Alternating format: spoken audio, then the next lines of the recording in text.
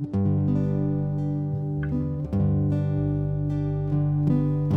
de Cristo eu quero ter seu ensino receber, ter da sua compaixão e da sua mansidão. Mais de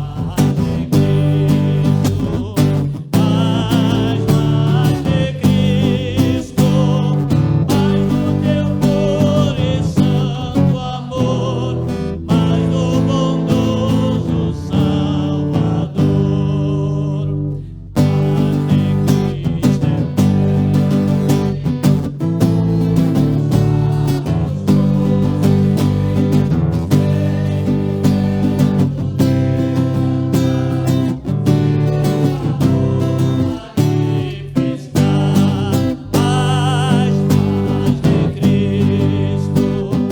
mais de Cristo, mais do teu puro e santo amor, mais do bondoso Salvador.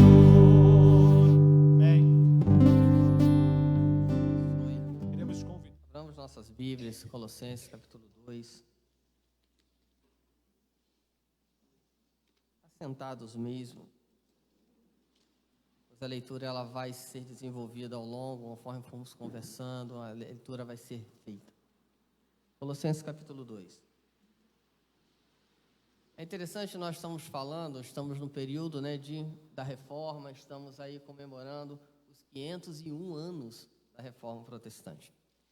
E conforme nós falamos primeiro, e nós estamos com a proposta de falar sobre as 5 solas, e falamos da primeira, falamos somente a palavra, somente as escrituras, falamos semana passada somente a fé, e fizemos essa abordagem olhando para a Epístola aos Tiago, iniciando no capítulo 2, verso 24, trabalhando aquela ideia da questão das obras. E hoje nós vamos estar falando sobre um outro assunto que é somente Cristo. Antes de estarmos falando e antes de estarmos lendo o texto bíblico, gostaria assim de fazer algumas considerações. A primeira delas é que, quando nós olhamos para o século XIII, nós vamos ver um movimento chamado os Valdenses, que é iniciado por Paulo. É um movimento que vai trabalhar a questão de uma mudança na igreja, de uma reforma na igreja. E logo após os Valdenses, nós vamos ver exatamente um outro homem no século XIV, chamado John Wycliffe, que esse vai ter toda uma preocupação de pegar o texto bíblico, de ler o texto bíblico, e o movimento de Wycliffe, ele é extremamente interessante, porque ele não só nos leva a fazer a tradução do texto bíblico, mas ele nos leva ao desenvolvimento de querer entender e interpretar o texto bíblico, pois a tradução do latim para o inglês, a princípio, foi uma tradução meio que literal, e quando se fazia aquela leitura no inglês, a leitura ela era um pouco difícil, então passa a se fazer uma tradução para o inglês de uma maneira onde viesse a trazer uma interpretação melhor das palavras. Mas e com isso ele trazendo toda a importância somente às escrituras. E é interessante que o Wycliffe, ele vai, por meio dele e os seguidores dele, vai ser desenvolvido um movimento, principalmente na região da Tchecoslováquia, principalmente na região da Boêmia. Vai nascer um movimento que é um movimento chamado dos Lollardos. Os Lollardos são aqueles pregadores leigos que pegam as escrituras, aquelas que foram traduzidas, pegam esse texto e começam a pregar, e começam a falar, e começam a conversar com o povo, e começam a falar sobre mudança de vida, retorno à palavra, com a intenção de que o povo viesse a se olhar para as escrituras e viver o evangelho. Mas isso continua. E logo depois vai nascer um homem que alguns chamam ele de Ion, outros chamam de John, outros chamam de João, ou seja, que Jan Hus, E esse homem, ele é exatamente aquele que também vai pegar a palavra, que também vai desenvolver os seus textos, que também vai desenvolver escritos, e que ele vai dizer em um determinado momento o seguinte: olha, eu não posso negar o que eu escrevi, porque se eu negar o que eu escrevi, eu estou negando aquilo que eu creio, e eu não nego o que eu creio. Então vocês podem proceder com o que vocês quiserem. E nesse caso foi a morte de William Hus na fogueira. E o que é interessante é que esse mesmo período, já que foi decretada a morte de John Hus, no mesmo período, a igreja, ela, com a ideia de tentar acabar e eliminar todo o movimento, que até então é um movimento pré-reforma, com a intenção de acabar com todo esse movimento, toma-se a seguinte decisão: vamos abrir o túmulo de Wycliffe, vamos pegar os restos mortais dele e vamos queimar, porque assim nós iremos acabar com toda essa ideia que está sendo desenvolvida. E com isso, pegam os ossos, a ossária de Wycliffe, queimam também, e segundo a tradição diz que todas essas cinzas, elas foram jogadas em um pequeno riacho, que correu para um rio maior, que correu em uns mares da região, e que esses mares desaguaram no oceano. E aí é feita a seguinte alusão: que nada pode deter a palavra do Senhor, e com isso a palavra de Deus, ela foi e se espalhou por todo o planeta. Mas não para aí. Logo depois, 100 anos depois, um monge, ele começa a olhar para a palavra, começa a ver tudo aquilo que foi escrito, e começa a olhar por tudo aquilo que já foi dito no passado, chamado Lutero. Lutero, ele toma a seguinte decisão: ele, no dia 31, vai lá e coloca as 95 teses exatamente da porta da igreja. E no caso é o... Mas o que é interessante é que ali ele colocou as suas teses, mas 30 dias antes ele coloca as suas 97, que era justamente para poder discutir com o povo, conversar com o povo, apresentar as suas propostas, e um mês depois ele apresenta as suas 95 e prega na porta da igreja. Com isso, o movimento da reforma protestante, aí sim, começa a ser desenvolvido, começa a andar, começa a ser aplicado. A ideia de Lutero não era de dividir a igreja, a ideia de John Hus não era dividir a igreja, a ideia de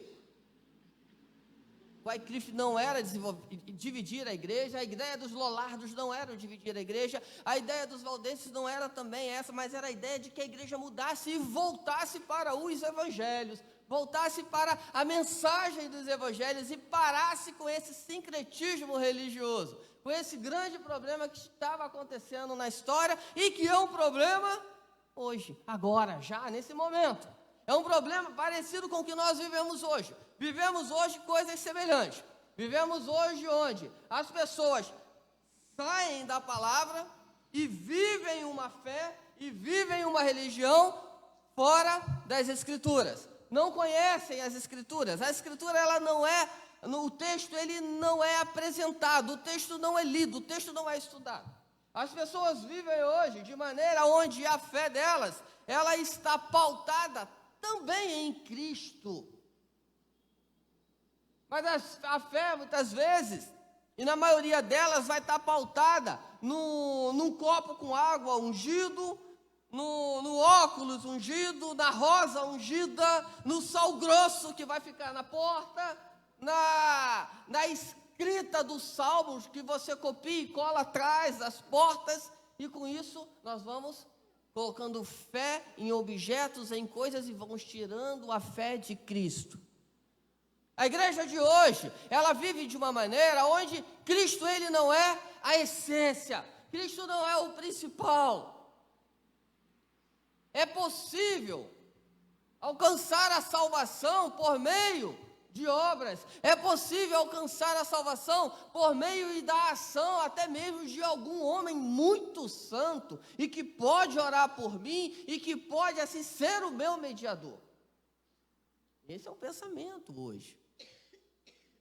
Muito embora essa ideia de mediador e intercessor, ela tenha tido uma reformulação da Idade Média até os dias de hoje. Mas ainda é uma ideia presente. E hoje nós vamos falar só sobre somente Cristo. E somente Cristo olhando para a epístola de Paulo aos Colossenses. Que Paulo aqui quer tratar um problema muito interessante. Um problema que é um problema crônico na vida da igreja. Um problema que é um problema também muito atual nos dias de hoje. Nós estamos vivendo um momento eleitoral. E esse momento eleitoral é interessante, porque alguns dizem e acreditam que a solução do país está no candidato A e outros dizem que a solução do país está no candidato B. Mas eu quero dizer para vocês que a solução do país está, nem A e nem B, está em Jesus Cristo. E a hora que o povo conseguir entender isso, o povo vai começar a ver o seguinte, que é possível o nosso país mudar, é possível o nosso país avançar, é possível, mas é possível quando nós olhamos somente para Cristo. E a igreja precisa ter esse entendimento. Mas só que quando nós vamos ver que esse pensamento reformado, ele é desenvolvido, ele não é desenvolvido dentro de uma ideia humanística, mas ele é desenvolvido dentro de uma ideia de soteriologia, ou seja, voltado para a salvação. Soteriologia, salvação, o estudo da salvação, vamos usar essa expressão, vamos usar esse termo. E aí, existe uma pergunta que é feita na época, e a pergunta é a seguinte: afinal, como é que nós podemos, já que somos homens, somos pecadores, caídos da graça, mortos em nossos delitos e pecados, como é que nós podemos alcançar a salvação? E aí, esse pensamento reformado e teológico é feito e é apresentado. E esse pensamento tem a seguinte ideia de responder essa pergunta. E a resposta é: a salvação, nós encontramos a resposta dela, a justificação do homem diante de Deus, nós somente encontramos essa resposta na Bíblia, onde essa salvação ela se dá somente por meio da fé, somente pela graça de Cristo, somente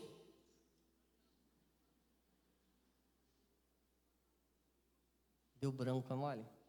A gente, não consegue gravar tudo, Somente pela fé, somente pela graça e somente em Cristo, e tudo isso para a glória de Deus. Essa é a ideia das 5 solas. E hoje nós iremos falar sobre somente Cristo. E quando nós falamos somente Cristo, queridos, e olhamos para a epístola de Colossenses, é interessante, sabe por quê? Porque Colossenses tem um problema, que é um problema muito, podemos até mesmo dizer, atual. Colossenses tem a seguinte ideia, onde existe um pensamento que é muito próprio e de uma maneira muito específica aqui aos Colossenses, que eles irão desenvolver esse pensamento aqui, irão desenvolver essa ideia aqui, e que alguns estudiosos vão dizer que essa é a heresia de Colossos, onde eles vão assim dizer que a salvação, ela também pode ser desenvolvida e aplicada por meio de Cristo. Essa é a ideia. Por quê? Para que você realmente seja salvo, você precisa ter alguns aperfeiçoamentos. Você precisa ter o aperfeiçoamento do conhecimento, E aí entra aquela famosa ideia que será desenvolvida anos depois, que é o gnosticismo, que quase acabou com a igreja no século III. Você precisa desenvolver uma seguinte ideia, que é a ideia onde, se eu tenho conhecimento, eu agora preciso observar as leis judaicas, eu preciso observar aquelas leis, as cerimônias, todas aquelas observâncias da lei judaica.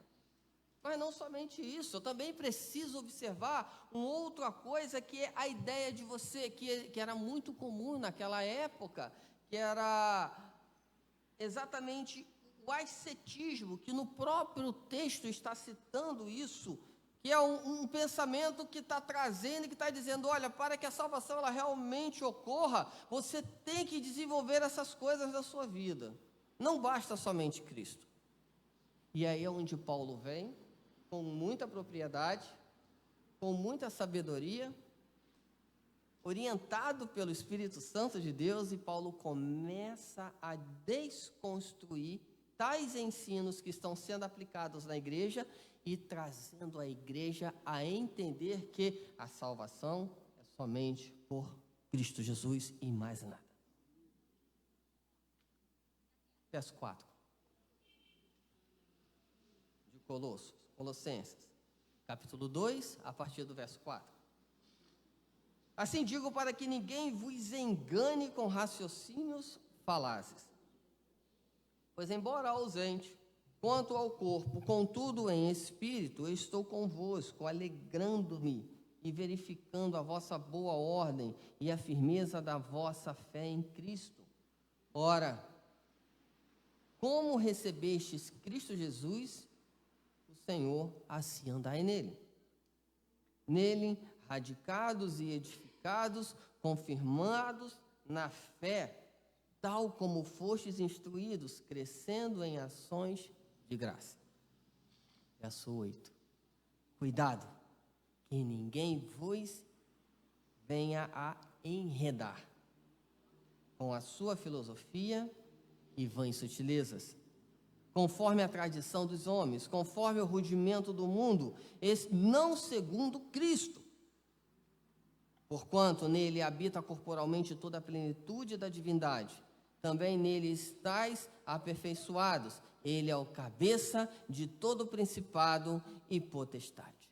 E aqui tem uma questão que Paulo está trazendo para nós, interessante. E aqui tem citações riquíssimas, tem situações complexas, tem situações difíceis até mesmo de explicar.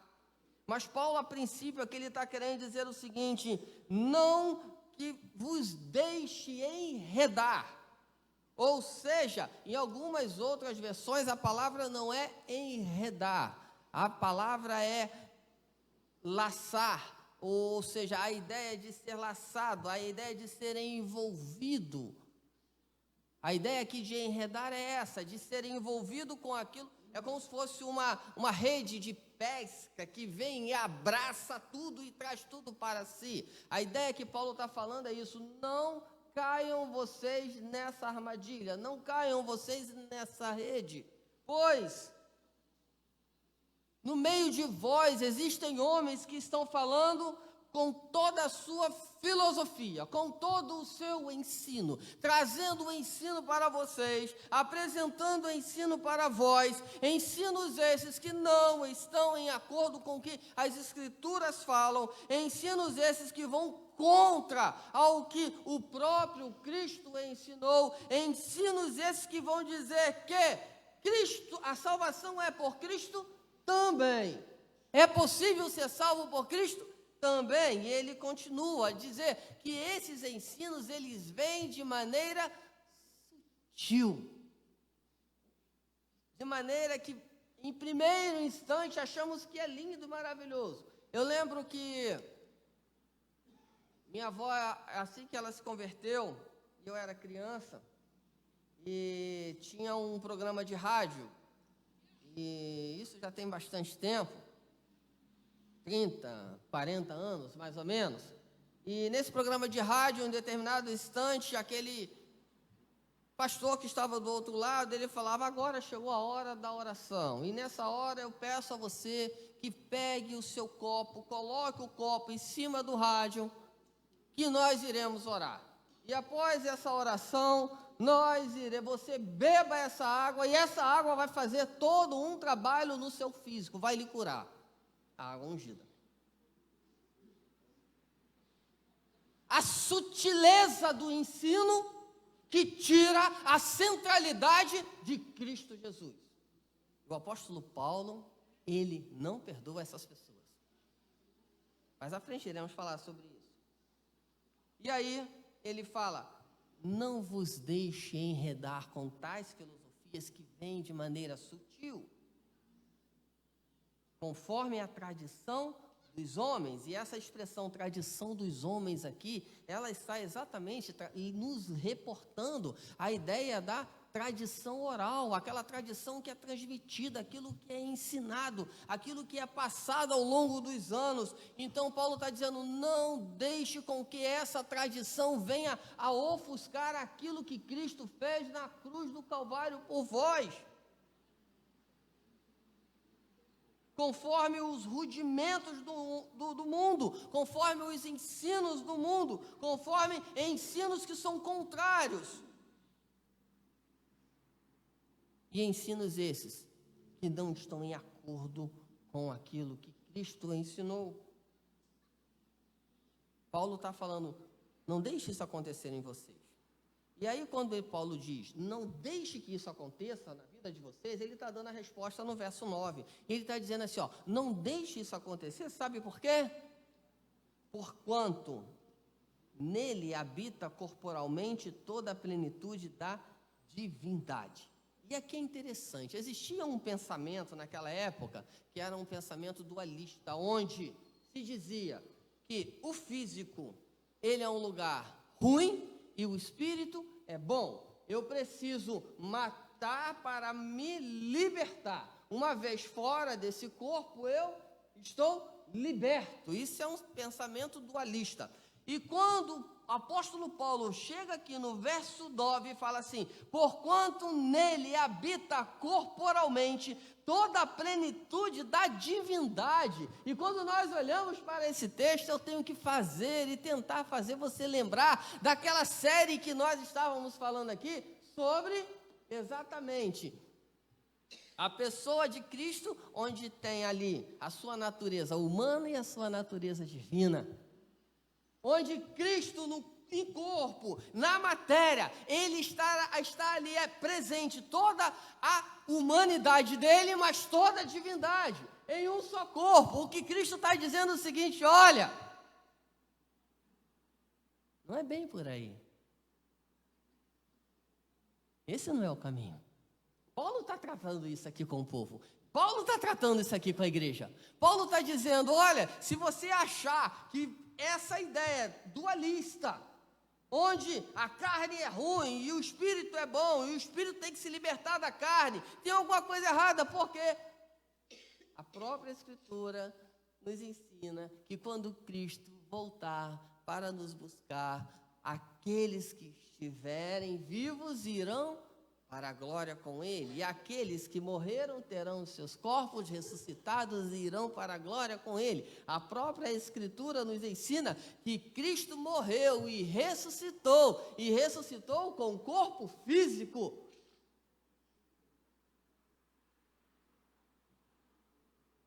Bem, sabemos que será um corpo glorificado, sabemos que o pecado está em nós, mas isso não quer dizer uma coisa é ruim e a outra que é boa, que precisamos nos libertar de uma para poder ter a outra. E é isso que Paulo está combatendo aqui, é isso que Paulo está dizendo aqui. E ele caminha mais, e o verso 10 ele diz assim: também nele estáis aperfeiçoados. E o que Paulo está dizendo aqui é o seguinte, é que em Cristo Jesus, e somente nele, é que nós nos aperfeiçoamos. O famoso ensino, a famosa doutrina do gnosticismo, ela dizia o seguinte: olha, a salvação ela se dá por Cristo, mas o aperfeiçoamento disso se dá pelo conhecimento que nós temos a vos apresentar. Essa era a ideia principal do gnosticismo. Esse conhecimento que eu quero te apresentar, é isso que vai aperfeiçoar a salvação que um dia você ganhou, um dia você recebeu. Caminhando, Paulo diz, porque nele estáis aperfeiçoados. Ou seja, o aperfeiçoamento ele se dá por meio do sacrifício, por meio da fé na pessoa de Cristo Jesus, porque somente Ele e nada mais além dele. Porque Ele, e aqui tem uma expressão maravilhosa. E quando eu olho para essa expressão, eu fico assim, perplexo, eu fico encantado, eu fico maravilhado. Eu olho para essa expressão e eu tenho que olhar lá para aquele momento onde Jesus chega para o endemoniado de Gadara. Eu tenho que olhar para todas aquelas situações em que Jesus chega e está falando e está conversando e que ele vai falar com um endemoniado, que vai falar e tem uma pessoa endemoniada e aqueles demônios que estão ali, aqueles demônios obedecem a Cristo e não questionam. Porque o texto aqui está dizendo que Ele, Cristo, Ele é o cabeça, Ele é o chefe, Ele é todo poderoso, acima de tudo e de todos. Aqui está falando de soberania, de senhorio. E é interessante uma coisa, nós precisamos entender. Potestades, quando nós falamos potestades, normalmente a igreja pensa que estamos falando somente de demônios, principados, potestades. Mas na verdade nós precisamos entender isso como seres que podem ser os demônios, mas também podem ser anjos. É um entendimento que a gente precisa ter um pouquinho além. E aqui o texto está dizendo que Cristo, Ele é Senhor sobre todos. Quando o texto diz que Ele é Senhor sobre todos, está acima de todos, Ele está combatendo aqui, Paulo está exatamente trazendo aqui um entendimento e um ensino para a igreja, que era um ensino que dizia o seguinte: entre o homem e Deus, existe um espaço intermediário, um momento intermediário. Existe uma pleura.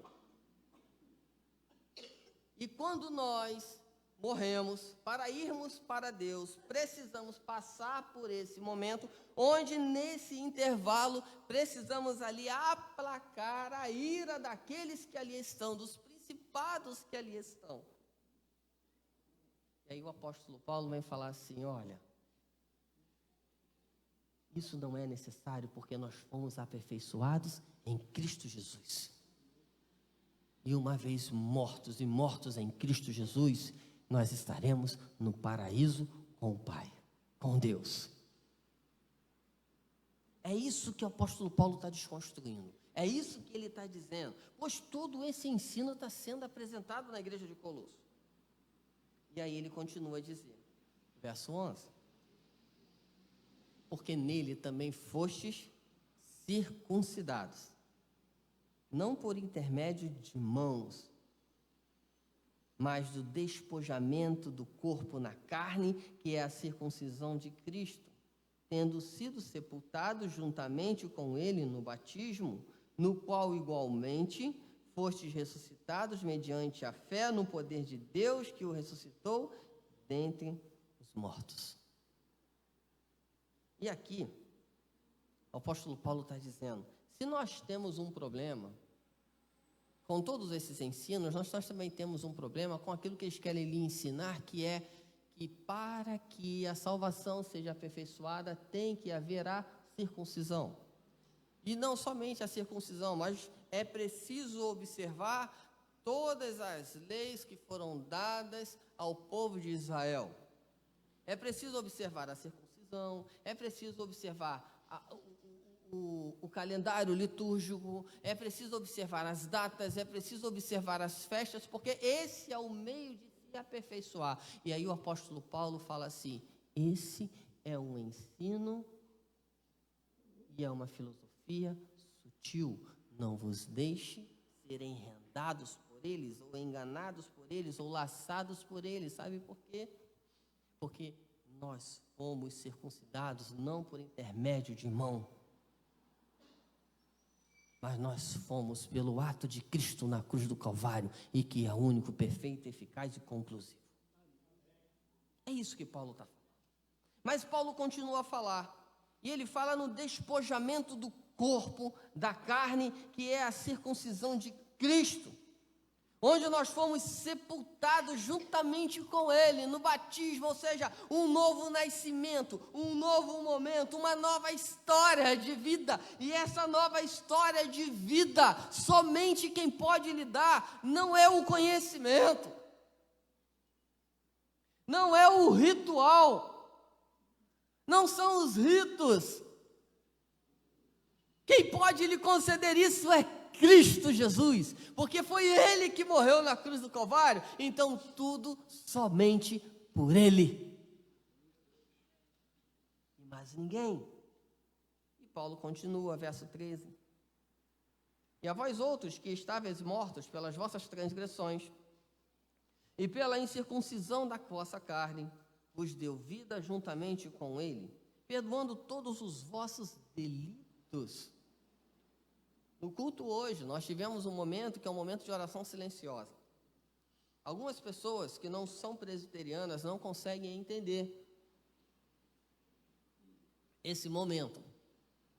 E alguns dizem que aqueles que não conhecem muito bem a liturgia da igreja presbiteriana vão dizer que esse parece um momento funeral no culto litúrgico, porque todo mundo calado, é um silêncio, você não ouve nada.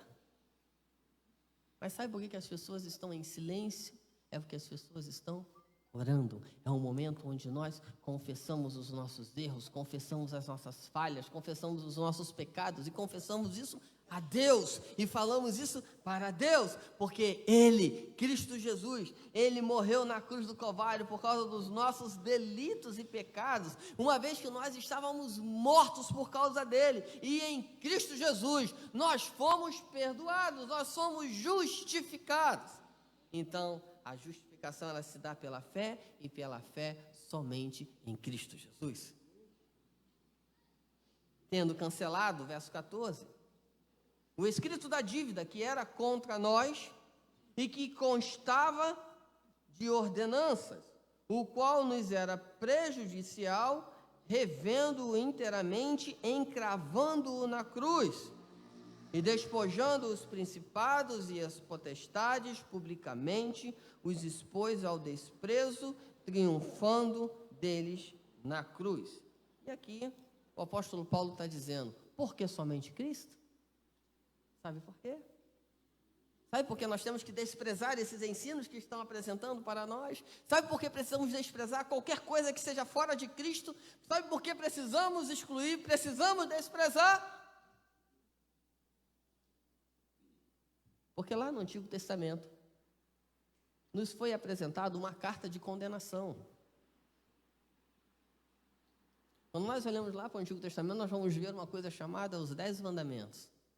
E quando nós começamos a olhar ali, nós vamos ver que nós somos tão pecadores que nós não conseguimos cumprir aquilo ali. E aquilo ali é o retrato daquilo que eu e você somos. Aquilo ali é o retrato daquilo que, da nossa incapacidade de cumprir aquilo que Deus quer, aquilo que Deus deseja. E aquilo ali, ao invés de ser uma carta de libertação, de liberdade, ou de maneira grosseira, alforria, que nós éramos escravos, mortos lá no pecado, em vez de ser uma carta de alforria, aquilo ali se torna uma carta de condenação, e é por isso que Paulo está dizendo aqui, escrito de dívida, que era contra nós, e que constava de ordenanças. Esses escritos nos prejudicava, nos era prejudicial, porque condenava eu e você. E Cristo removeu isso. Cristo tirou essa carta. Cristo pegou essa carta e rasgou. Aquilo que essa carta cobrava de eu e você, Cristo foi lá na cruz e pagou. E pegou esses escritos e cravou na cruz. O que significa que em Cristo e somente nele nós somos justificados, nós somos salvos, nós somos libertos. E mais ninguém. O texto continua. Verso 16. Ninguém, pois, vos julgue por causa da comida e bebida, ou dia de festas, ou lua nova, ou sábados, porque tudo isso tem sido sombra das coisas que haviam de vir, porém o corpo é de Cristo. Ninguém se faça árbitro contra vós. Outros, protestando humildade e culto dos anjos, baseando-se em visões, enfatuado, sem motivo algum, na sua mente carnal, e não retendo a cabeça, do qual todo o corpo, suprido e bem vinculado por suas juntas e ligamentos, cresce o crescimento que procede de Deus. É interessante que aqui o apóstolo Paulo, ele nesse instante, isso aqui é uma continuidade daquilo que Paulo está dizendo no verso 8. Tudo isso é a resposta do porquê Paulo fala: não vos venha a enredar. Tudo isso que eu estou falando é a resposta de Paulo do porquê não vos deixe enredar. E aqui Paulo está dizendo o seguinte, que nós, antes de conhecermos Cristo na cruz, antes de Cristo Jesus nos ser apresentado, e aqui para entendermos bem, existe uma parte na filosofia que chama mito da caverna.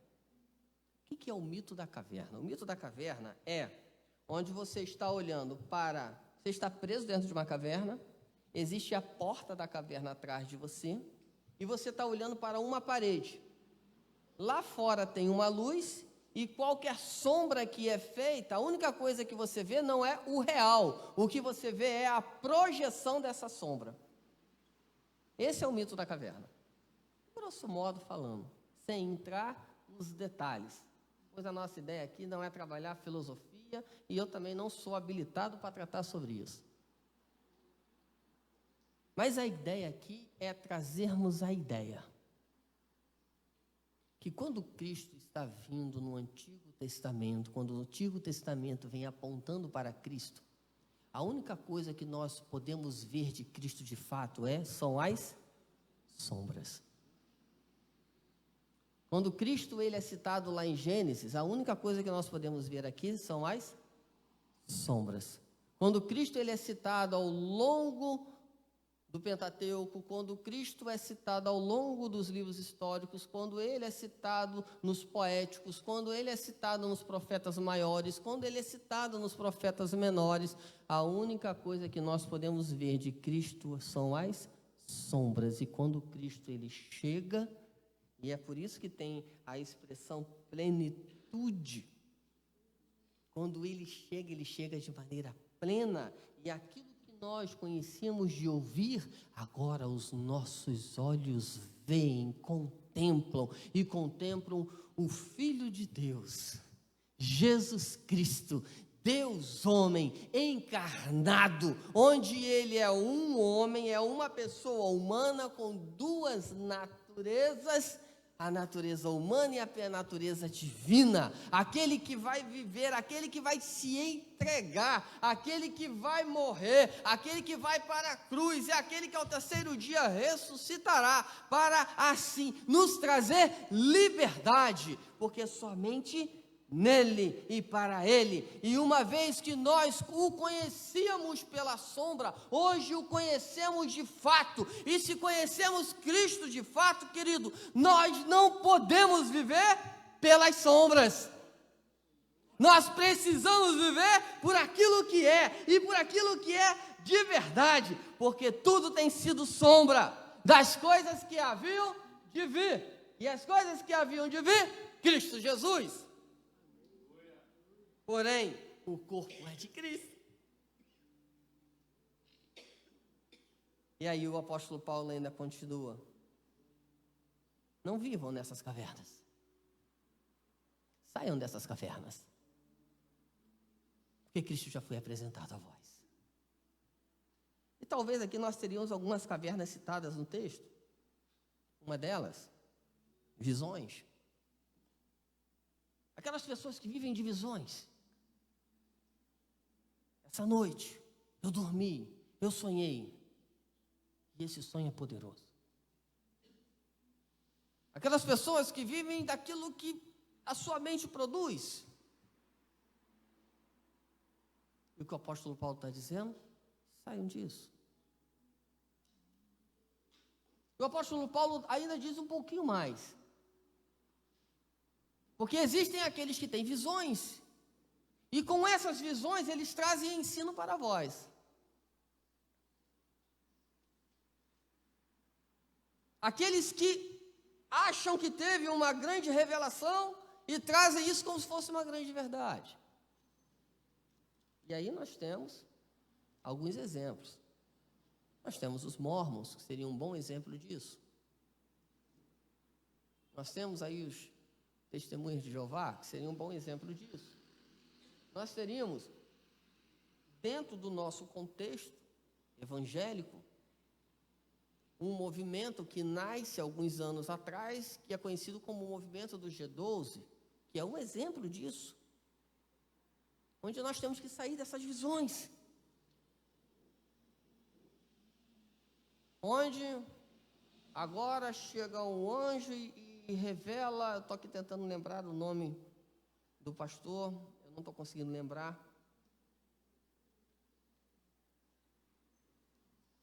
Não estou conseguindo. Onde o anjo chega para ele e fala assim: olha, a minha igreja, ela sempre trabalhou errada. Ela não entendeu, mas agora eu vou dizer para você qual é o caminho das pedras. Tem que ser na visão dos 12. E se não for na visão dos 12, está tudo errado. Visões. Visões. E é isso que Paulo está trabalhando, é isso que Paulo está dizendo. Não é assim. Enfatuado, sem motivo algum, na sua mente carnal. Porque normalmente o homem, ele tem a facilidade de pegar uma coisa que é natural, trabalhar ela de uma maneira como se fosse sobrenatural e querer apresentar isso como a verdade das verdades. E é isso que Paulo está falando. Não é esse o caminho. Não é por aí. Mas o texto continua. E não retendo a cabeça, da qual todo o corpo, suprido e bem vinculado por suas juntas e ligamentos, cresce o crescimento que procede de Deus. Existem muitas pessoas que andam falando em nome de Deus, mas na verdade não receberam nenhum recado de Deus. Existem muitas pessoas dizendo: Deus falou. E, na verdade, quem está falando é o coração dele. Existem muitas pessoas que dizem: eu falo em nome de Deus. E, na verdade, quem está falando é a pessoa humana. E esse é o grande problema que o apóstolo Paulo aqui está falando, está condenando e está apontando. E o que é interessante, sabe o que é? É que Paulo, ele não alivia essas pessoas. Paulo fala: esses homens não ensinam aquilo que é de Deus. Então, não sigam esses homens. É isso que Paulo está falando. Mas aí continua o texto, para nós podermos caminhar para o final. morrestes com Cristo para os rudimentos do mundo, porque, como se vivesseis no mundo, vos sujeitais às ordenanças. Não manuseis isto, não proves aquilo, não tomes aquilo outro, segundo os preceitos e doutrinas dos homens, pois que todas essas coisas com o uso se destroem. Tais coisas, com efeito, têm a aparência de sabedoria, como o culto de si mesmo, e de falsa humildade, e de rigor ascético. Todavia, não tem valor algum contra a sensualidade. E aqui o que Paulo está condenando é um sentimento. Se Paulo ele condena um judaísmo, se ele condena um misticismo, se ele condena um gnosticismo, se ele condena tudo isso que nós falamos acima, ele aqui agora está condenando o ascetismo. E o que é esse negócio? De uma maneira muito simples, o ascetismo é justamente aquele ensino que diz: onde eu irei me abster totalmente de algo, onde eu irei me abster totalmente da água, totalmente do alimento. E o Paulo está falando assim: não é isso. Esse não é o caminho. Não que Paulo esteja condenando o jejum, está dizendo que não temos que jejuar, não temos que fazer isso para nos consagrar. Não é isso que Paulo ensina. O que ele está dizendo é que você não tem que fazer essas coisas de maneira vazia, fazer por fazer. É isso que Paulo está falando, é isso que Paulo está ensinando. É isso que Paulo está trabalhando com a igreja. Ele está dizendo, você deixar de se alimentar para querer com isso aprimorar a salvação que você recebeu em Cristo, esse não é o caminho, porque quem lhe deu a salvação foi Cristo, a salvação é por meio dele, somente por ele, e ele, uma vez que lhe deu a salvação, ele lhe deu isso de maneira aperfeiçoada, de maneira completa. Então não se engane. Não se engane. E aí o apóstolo Paulo fala, e o detalhe é que existem aqueles que agem assim para viver como uma falsa humildade. Com uma falsa aparência. Sabe para quê? E sabe com que objetivo? Para que se tornem culto de si mesmo. Para que essas pessoas possam ser, muitos agem assim, simplesmente pelo fato de serem e poderem ser admirados pelos demais. Olha, veja como o presbítero Marcos Almeida é homem de Deus, homem que jejua. E aí se torna objeto de adoração. Tem muitas pessoas que querem viver assim. E é isso que o apóstolo Paulo está condenando. Porque ele está dizendo, povo de Deus, vivam o evangelho, onde esse evangelho tenha somente Cristo. E viva somente por Cristo e por meio dele. Verso 1 do capítulo 3. Portanto, se fostes ressuscitados juntamente com Cristo, buscai as coisas lá do alto, onde Cristo vive, assentado à direita de Deus. Pensai nas coisas lá do alto, não nas que são aqui da terra, porque morrestes e a vossa vida está oculta juntamente com Cristo em Deus. Quando Cristo, que é a nossa vida, se manifestar, então vós também sereis manifestados com Ele em glória. E aqui o apóstolo Paulo está dizendo, está finalizando, hoje eu também desejo finalizar o seguinte, meus irmãos, nós vivemos nesse mundo, estamos nesse mundo, passamos por todas as dificuldades que todos passam. Passamos todas as privações, passamos diante de tudo. Se o ímpio, ele tem que fazer uma prova para passar no concurso público, o justo também tem que fazer. Se o ímpio, ele corre o risco de ser assaltado na via, o justo também corre esse risco.